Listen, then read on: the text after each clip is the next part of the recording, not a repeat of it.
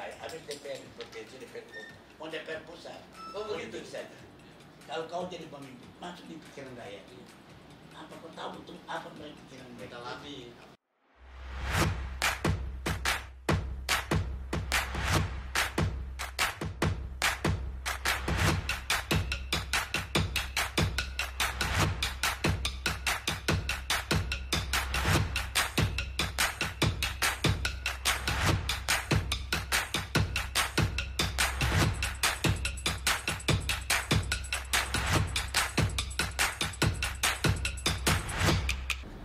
Oke, kakak sekalian, jumpa lagi di Kak Cudi Bicara.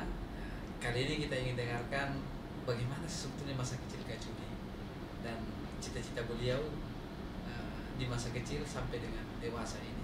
Kalau Kak Cudi sendiri menjadi kaitannya dengan ingin menjadi pemimpin itu apakah ini cita-cita dari kecil atau tumbuh setelah Kak Cudi dewasa? Saya bilang mungkin doa orang tua saya. Doa orang tua. Ada, kemudian bacaan-bacaan yang kita membuat kita. Iya. Kita kalau buku cerita all star seperti kita jadi all star kan, menjadi pahlawan, menjadi pemimpin, hero, menjadi hero nya. Itulah gunanya membaca banyak itu. Kemudian interest, kemudian brain kita terbentuk, terbentuk itu. Sehingga saya itu tidak pernah minder, tukar pikir biar dokter, biar apa. Dalam dulu tahun diskusi Jakarta, saya itu angkat tangan juga walaupun saya siapa. Tetapi ya itulah kita bahwa kita kan membacaan kita sehingga isi kita juga tahu. Kita tahu lah itu barang itu ya. Itulah oleh sebab itu saya punya percaya diri. Waktu saya juga gagal sekolah, saya ini kan sekolah hampir tiga universitas, tapi karena saya juga olahragawan, main bola apa semuanya, ya namanya makan tende orang bilang masih gagal, ini ya, sudahlah kita gagal. Tapi tidak gagal berarti semua gagal. Saya bisa serap lah.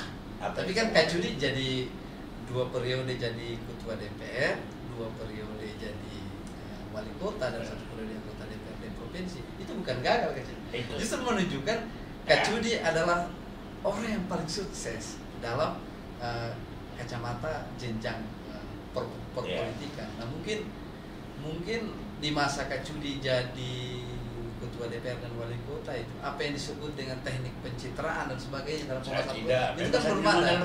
Jadi itu yang ingin mungkin sama pandangan saya. Generasi sekarang ingin tahu. Kan biasa pernah saya naik motor ke kantor DPR. Ya kalau tidak ada mobil di rumah, naik motor saya. Sama dengan tidak ada mobil, ada PT kita naikin apa sih? Simpel saja Kak Cudi begitu ya. Simpel aja berpikir. Yang penting saya sampai di sana tidak terlambat. Kalau saya mau pesan juga bisa. Atau apa kebutuhan dipakai istri ya. Kita naik taksi saya dari jalan ini pergi di kok ada di DPR. Kenapa sih? Jadi kita merasa memang begitu. Diajar di rumah oleh orang tua seperti itu. Baku bantai di atas meja makan biasa. Biasa saya baku marah dengan kakak di meja makan, kita bisa diskusi. Dia pro mana, saya pro mana. Apalagi dulu jadi demokratisasi ketika Kak Cudi kecil di keluarga dimakan kita di keluarga ini pendapat biasa. Sampai kakak menangis. Kalau kakak menangis, saya bantu. Kalau saya benar, saya lawan. Tapi habis itu saya minta maaf. Saya cium kakinya atau lututnya, begitu kebetulan. Begitu juga dengan Kak Aminuddin. Dengan Bagus. Dengan Dato' Aminuddin. Aminuddin. Ya saya barangkali orang dia punya anak didik yang tukang bantah, tukang melawan. Tetapi habis itu saya pergi dan juga mungkin salah satu anak didiknya yang paling sukses dalam cerita perpolitikan. Iyalah, itu kira-kira dia. Dan saya katakan waktu dia sakit di Makassar, semua saya harus lihat dia sebagai kakak. Sama kita menganggap paling. Apa yang paling berkesan Kak Cudi dari kami itu ada satu prinsip sigapnya, walaupun adiknya umpamanya ini, tapi tidak sependapat dengan dia, tidak ada urusan. Kita sependapat dengan dia hormat. Makanya waktu dulu di kota DPR antara saya dan Tony, banyak orang bilang mau Tony intelek, memang tidak pintar. Saya bukan, tapi Pak Amin bilang tidak, kau jadi ketua. Kau saya tahu di keluarga ini, ya sudah itulah saya bawa. saya bisa jadi ketua DPR. Padahal saya apalah pendidikan dari apa, tidak ada. Tapi Udah banyak mungkin melihat bahwa mungkin Dato' Amin ini berpikir bahwa gelar dan sebagainya itu bukan kecerdasan. Itu bagi dia kan dia melihat latar belakang kita dalam DPR kita suka ini memberikan pikiran kita, sehingga itu dia lihat. Waktu pun saya mau jadi DPR kota, dia bilang kamu tinggalkan saya bilang bukan, saya ini cita-cita saya habis DPR provinsi, DPR kota, mau DPR pusat, politik saja. Tapi ternyata Kak Judi berhenti. Tapi ternyata jadi wali kota dulu. Dan ada hanya dalam jadi ketua DPR ada pengakuan intelektual dari kalangan mana. Saya ini orang. Itu artinya. Nah, itu yang menarik. Kenapa ini semua orang terutama di Kota Palu yang pernah berinteraksi dengan Kak Judi itu pasti memiliki pandangan yang sama tentang Kak Judi, terutama dari kalangan akademisi. Kak Judi begitu dekat dengan mereka, kemudian kalangan jurnalis, kalangan LSM, masyarakat paling bawah, kelompok profesional dan pengusaha, semua itu seperti memberi satu trust bahwa kepercayaan kepada apa yang dilakukan oleh Kak Judi itu benar gitu. Itu kira-kira bagaimana Kak Judi sampai bisa mencapai? Saya kadang-kadang saya juga kaget sendiri. Kok ada pikiran, kok ada ini. Saya sendiri di zaman mahasiswa begitu terpesona dan terbuka dengan gagasan. Ada mungkin saya bilang saya ada dua. Saya ini kan orang yang antar dua. Kalau dalam Islam itu Muhammadiyah, kalau sunnah jamaah.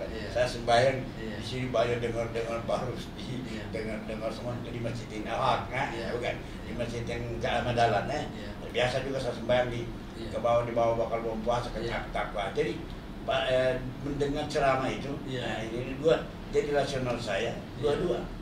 Jadi waktu saya ketemu Buya, saya bertanya, Buya begini, dia memberikan pandangan yang begitu luas kepada saya.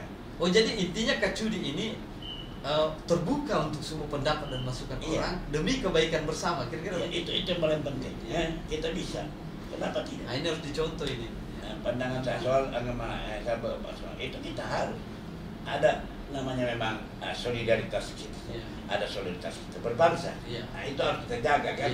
Itu kita berbentuk. Saya masuk pandangannya seperti itu, pandangan saya. Orang aku, saya tidak, saya bangga sebagai anak Masumi. Karena pandangan Masumi itulah membuat saya jadi lebih kritis, lebih cerdas dalam melihat situasi itulah. Saya tidak, jangan orang pikir asal-asal menjadi pemimpin, asal-asal menjadi. Tapi kan kalau maaf ini Kak Judi. Jadi orang itu kalau jadi pemimpin kan, yang dia bayangkan itu kan bagaimana mendapatkan, ya umumnya lah itu kan, bagaimana kan fasilitas kekuasaan itu seringkali membuat orang lupa terhadap komitmennya. Nah, apa rahasia Kak Judi? Bagaimana cara membentengi diri sehingga godaan-godaan kekuasaan itu tidak terjadi, sehingga jadi memang itu jadi bacaan orang tua, gambar yang memberikan kita bentuk masyarakat kita waktu itu juga waktu kecil kita tidak ada orang ngoyo kayak sekarang. Zaman saya remaja tidak ada ngoyo. Saya begitu dalam keadaan sudah setengah juga masih susah, belum provinsi belum apa. Itu membuat kita lebih, sehingga sudah tercita-cita bagaimana seperti begitu. Nah, itu ada kemanusiaan. Kita bicara soal itu, kita membaca buku-buku tentang kemanusiaan. Seperti saya bilang, waktu saya jadi wali kota, dua rujukan saya. Undang-undang dasar, fakir miskin dan anak terlantar dipelihara oleh negara. Kemudian, Islam, arayat alladzi yukadzibu bid-din fadzalika alladzi yad'u al-yatima la yaqulu ala ta'amil miskin. Siapa orang-orang mendustakan agama? Kalau orang yang terlantarkan, menghati karena yatim dan menelantarkan orang miskin. Ini perintah agama. Ini perintah agama dan perintah negara. Saya jadi pemimpin. Jadi sebenarnya saya ditugaskan oleh negara. Saya mau masuk itu. Perintah itu harus tunduk pada negara. Dan cita-cita itu cita-cita negara, berarti cita-cita saya. Itu harus saya lakukan. Jadi dalam kemudian bangun lagu bangsa ini, lagu Indonesia, bangunlah jiwa, bangunlah badan. Jadi ada kelemahan banyak adik-adik sukses dia. Jangan wali kota ini banyak dibuat daripada saya. Saya harus akui. Jangan bilang wali kota tidak banyak dia buat daripada saya. Iya. Cuma kenapa saya jadi perhatian? Karena ada saya seimbangkan Antara fisik, pembangunan iya, jiwanya dan pembangunan badan. badan. Tapi sayang, nah, itulah yang saya kira-kira yang saya dalam rakyat itu percaya masih terbangun kepercayaan, terbangun jiwanya. Dan saya bahwa Cudi itu punya iya, jiwa pengasih, ini. Padahal bayangkan, saya harus siapkan budget tahu orang-orang datang mau Natal, mau Lebaran. Iya kan, ada cerita gitu. Ini yang menarik. Waktu Kak Cudi wali kota itu ada sering orang bilang itu Kak Cudi waktu jadi wali kota orang biasa jual daging kurban itu di tangga kantor wali kota. Apa itu benar gitu? Itu anekdot ya. Jadi seperti begitu. Saya bisa renungkan. Iya. Bayangkan orang miskin. Iya. Kita kan punya. Iya. Masih bagaimana punya, masih ada hak. Dia tidak punya apa. Iya. Dia mengajar, Iya. besar. Bayangkan anaknya tarik-tarik Pak.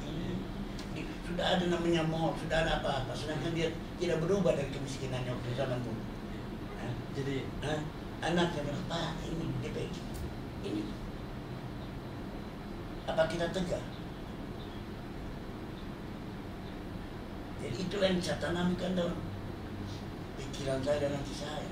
itulah yang membentengi. Walaupun saya ada, jangan bilang saya sebaik hebat atau semua orang. Iya. Tidak. Ya, semua orang pasti ada kekurangan. Ada kekurangan. Tapi Banyak paling tidak kekurangan saya. prinsip Tapi hati. prinsip sebenarnya dalam hidup. Bahwa saya jadi wali kota untuk rakyat. Buat apa saya bangun segala macam? Iya. Habis kan? Iya. Kalau hanya bangunan fisik bisa Habis. datang bencana Habis. Tapi kalau jiwanya, Kalau saya ada bang, itu. maka saya kira mungkin itu salah satu alasan kenapa orang cepat pulih dan bertahan, karena mental mereka itu bisa pulih karena Saya menarik, harus bisa mereka menyatu dengan pikiran, dengan saya. Itu yang saya bilang.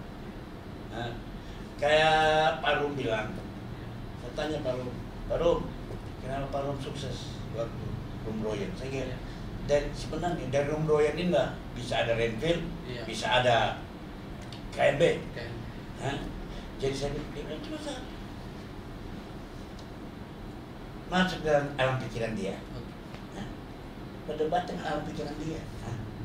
Kalau kau jadi pemimpin, masuk di pikiran rakyat.